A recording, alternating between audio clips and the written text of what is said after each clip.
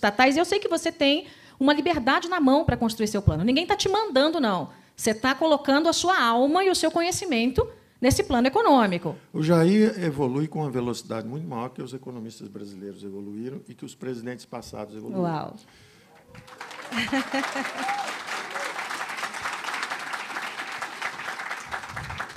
Os economistas brasileiros levaram alguns anos. Então, primeiro congelaram preços, depois congelaram a poupança. Quando viram que não dava certo, vieram com um plano real bem melhor, porque tinham um fundamento importante, a política monetária.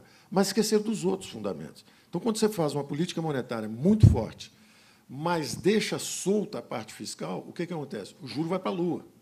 Então, nós fizemos um plano que levou nossa dívida de a dívida está chegando agora a 4 trilhões, 3 trilhões de %.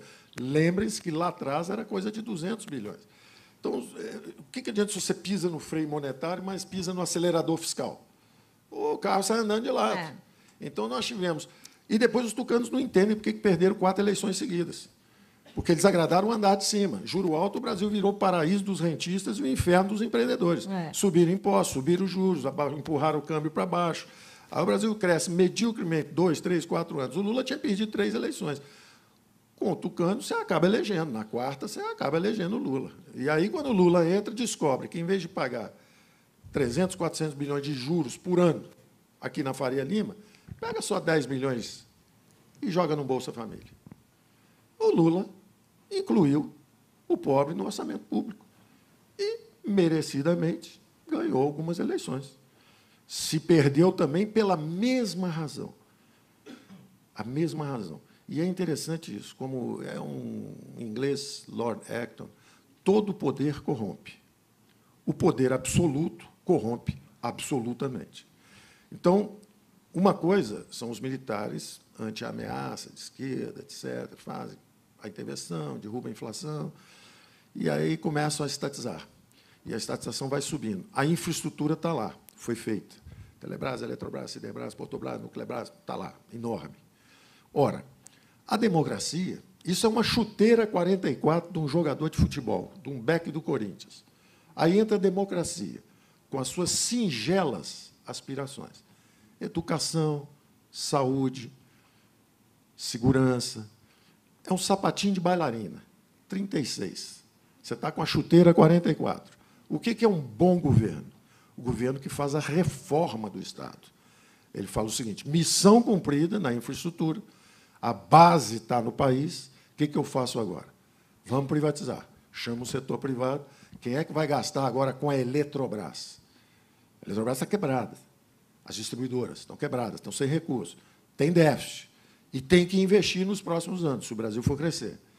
De onde vem esse dinheiro? Se o governo está quebrado, não tem segurança, não tem saúde, não tem educação, não tem nada. De onde vem esse dinheiro? Privatiza, vende a chuteira 44, mata a dívida. Se você matar aí 20%, 25% da dívida, em vez de você pagar 400 bilhões, você paga só 300, 250. Você libera 100, 150, 200 bilhões. Para quem? Para saúde, educação, segurança. Como? Descentralizando. Eu digo para o Jair, você vai ser o primeiro presidente da República, em 40 ou 50 anos, que vai amputar seus próprios poderes. Você vai descentralizar o poder e descentralizar os recursos. O dinheiro tem que ir onde o povo está. O povo está na rua, então ele precisa de segurança lá. O garoto está andando aqui pela cidade, ele precisa da escola aqui. Não é no toma lá da cá de 42 ministérios em Brasília. Ao contrário, é regenerar a classe política. A classe política tem medo. O Jair é um capitão, é militar, ele vai fazer a democracia regredir. Ao contrário. A ausência dessa dimensão fiscal, a não percepção de que o governo se hipertrofiou, embaraçou os militares, constrangeu os militares no final. O que aconteceu no final? No meio de um choque do petróleo, o Delfim, querendo ser o primeiro sucessor civil, presidente civil, na melhor das intenções, tentando comida barata, crédito para a agricultura, etc., saiu empurrando, combinou uma demanda frouxa com o choque do petróleo, a inflação começou a subir para 100, para 200. O governo militar, apesar de ter colocado o Brasil para crescer, etc., sai sem graça, recua. a inflação começa a subir, entram os civis, sentam em cima da boca do vulcão, aquilo explode, vira uma hiper, e eles começam a rodar em círculos, e hoje dizem como se fossem virtuosos, como se assim, o Jair não sabe nada de economia. Ora, quem congela preço no Brasil inteiro sabia algo de economia? Quem congela a poupança no Brasil inteiro sabia algo de economia?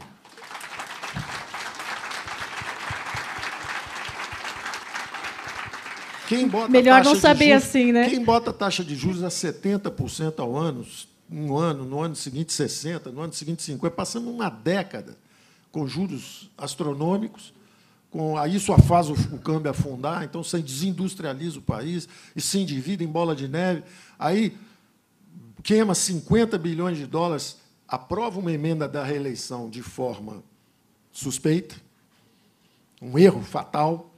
Quando você aprova uma reeleição, olha o desastre que virou. Quer dizer, o Tucano aprova uma reeleição, depois perde 4 seguidas. Ganha uma e perde 4. Fizeram uma conta. Destruiu o seu próprio partido. Acabou, dissipou. Cadê o PSDB hoje? Todo mundo escondido. Então, ficou um negócio terrível.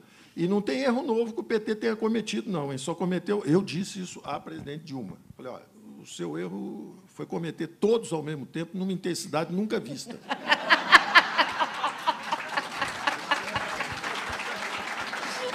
Mas erro novo não teve nenhum.